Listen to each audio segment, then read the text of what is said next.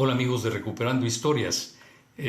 Vamos a intentar en pocos minutos, y con todo el ánimo de no perdernos en la historia, porque son historias que atrás de ellas hay muchísima información y que con relativa facilidad los que intentamos resumirla o abreviarla, a veces logramos todo lo contrario y podemos involuntariamente confundir al que nos está escuchando porque en tan pocas palabras queremos expresar grandes etapas de la historia de X lugar o de X personaje. Bueno, vamos a tratar de contribuir con un pequeño granito de arena a la contextualización de la historia del Nuevo Reino de León. Y vamos a tratar de que en este caso queden aportados algunos datos que han sido a su vez observados por grandes autores e historiadores de la historia de España. En este caso me refiero a Américo Castro. Américo Castro, aunque tiene sus puntos de vista que historiadores más recientes los han, si no refutado, los han sometido a discusión, tienen otros puntos de vista respecto a la visión de la realidad histórica de España. Sin embargo, en lo que a nosotros nos concierne, vamos a limitarnos a una observación, que hay muchas más, pero a una en particular, en donde Américo Castro retoma algunos datos del proceso inquisitorial a Luis de Carvajal el Mozo, y que por lo que ahí comenta se da pie a analizar otros aspectos que rodean a la realidad histórica del Nuevo Reino de León, de esa etapa de finales del siglo XVI,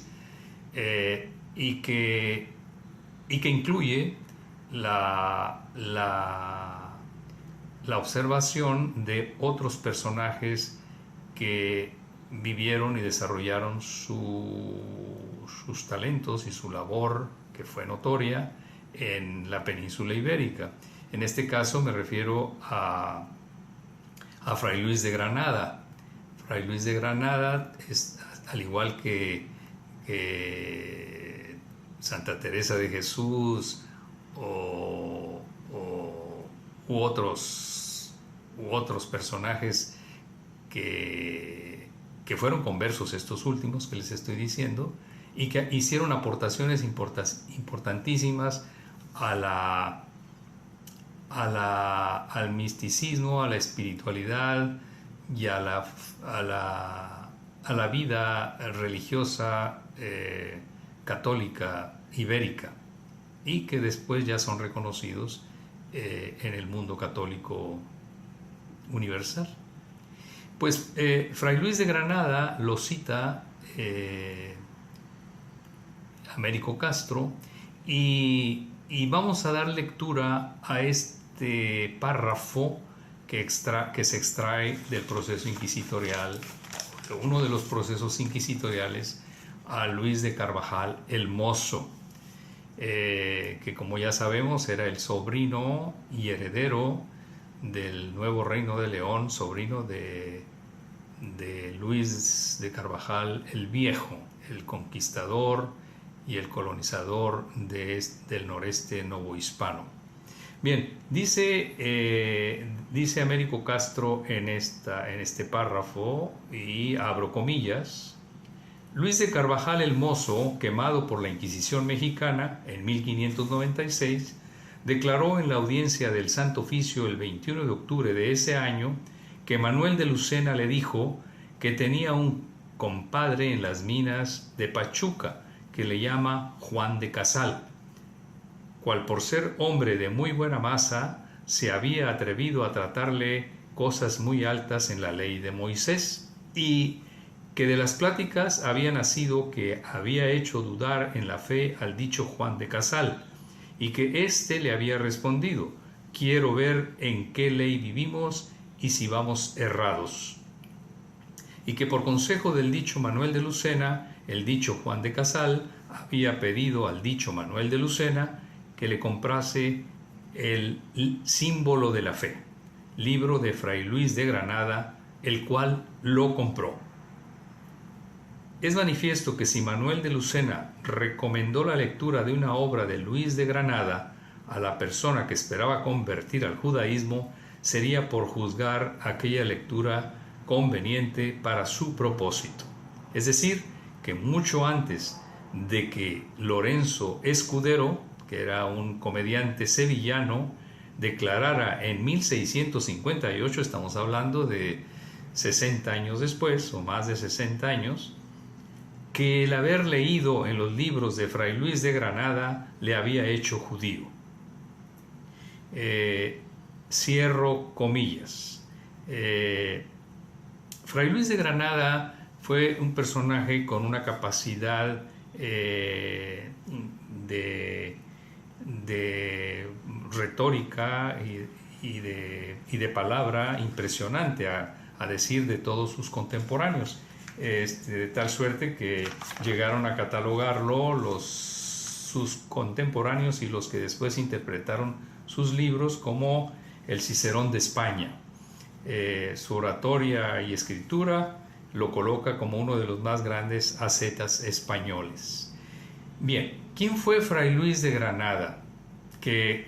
jugó un rol importante en la vida de los conversos, en la vida de los que, a pesar de haberse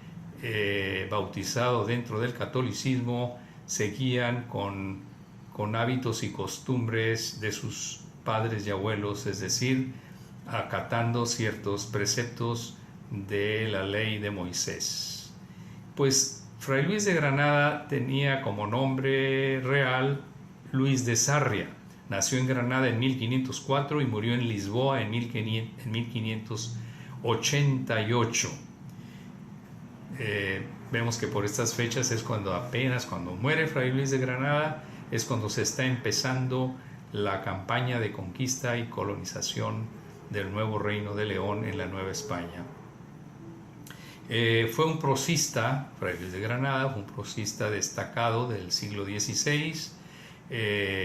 Escribió en latín, en castellano y en portugués. Fue confesor de duques y reyes, orador sagrado,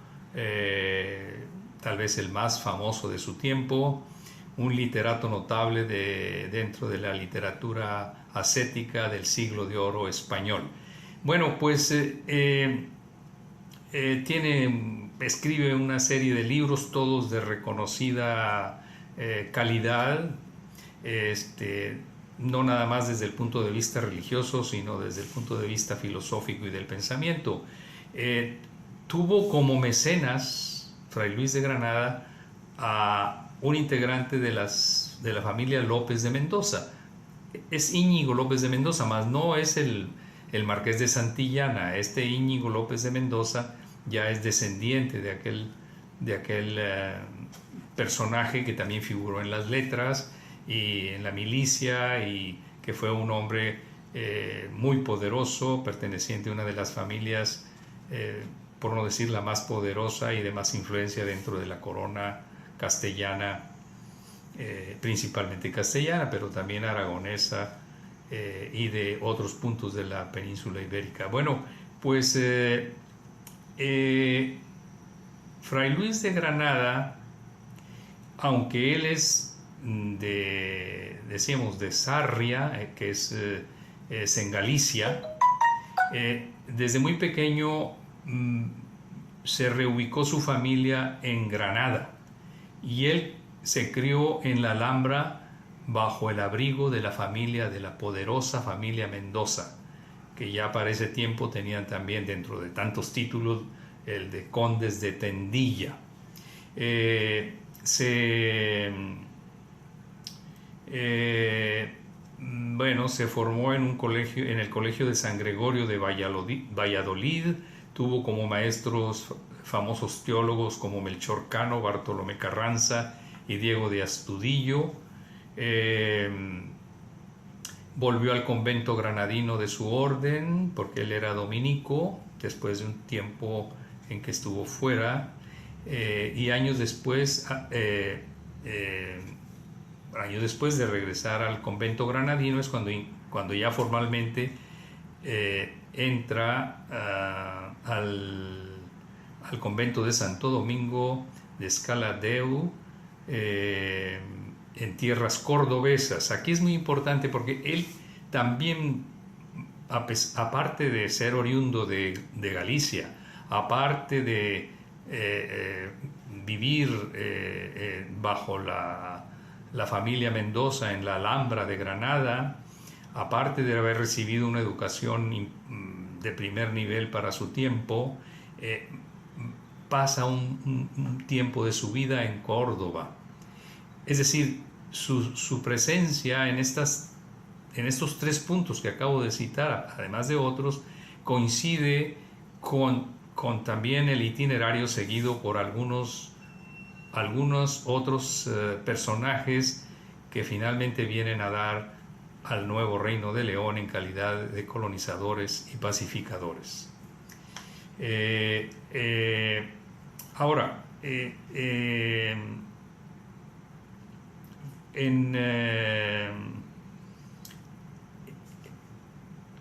Fray Luis de Granada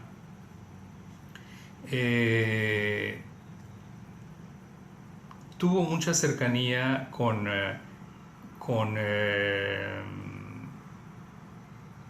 la casa de Medina Sidonia, y la casa de Medina Sidonia tiene una particularidad. Antes de que la familia Guzmán fuera la titular de esta casa importantísima en la época de los reyes católicos y posteriores a ellos, el titular fue Enrique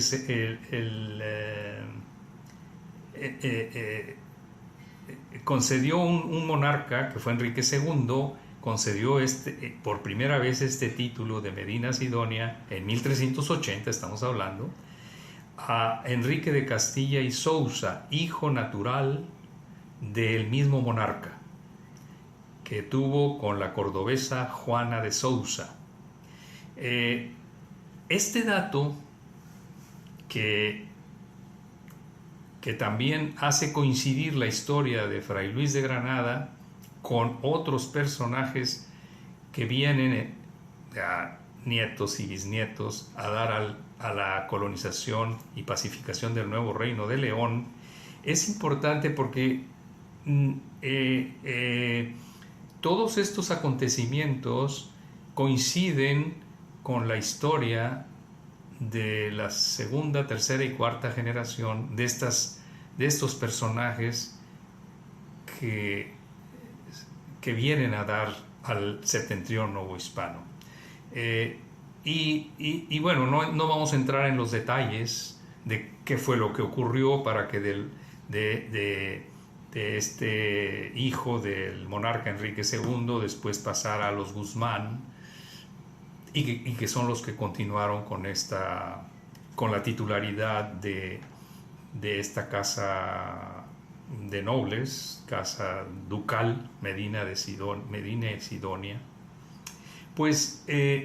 por algún detalle y falta de familia que sucediera a este hijo de Enrique II y a su descendencia, los Sousa quedaron como titulares del palacio del duque de Medina Sidonia en Córdoba, y ahí empieza parte de la historia de familias que generaciones después salen de Córdoba,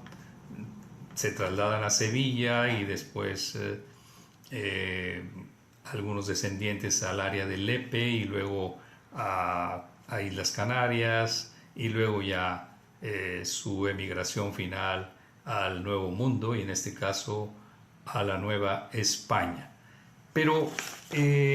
lo que ahorita intentamos ver es que la figura de un personaje importantísimo en la historia del Nuevo Reino de León como Luis de Carvajal el Mozo, generalmente,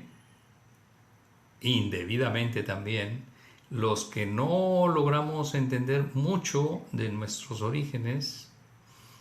y que hay que decirlo, por siglos la historia de este personaje, de este hombre joven, Luis de Carvajal el Mozo, se subestimó. El solo hecho de que haya sido quemado por la Inquisición ya le contrarrestaba muchos puntos para que los historiadores novohispanos, que tenían ese dato mucho más claro que el que pudieron tener ya los mexicanos en el siglo XIX, desestimaron esta historia. Y como dato todavía más